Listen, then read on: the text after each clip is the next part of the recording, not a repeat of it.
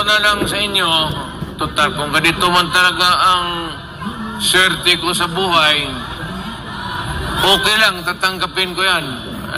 Wala tayong magawa hulihin tayo kung ikulong tayo. Kaya lang, in the meantime, mag-contribute kayo, maski $5, $10, para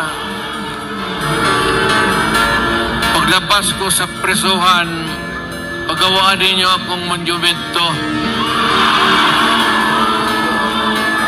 katabi ni Rizal. Si Rizal may hawak na libro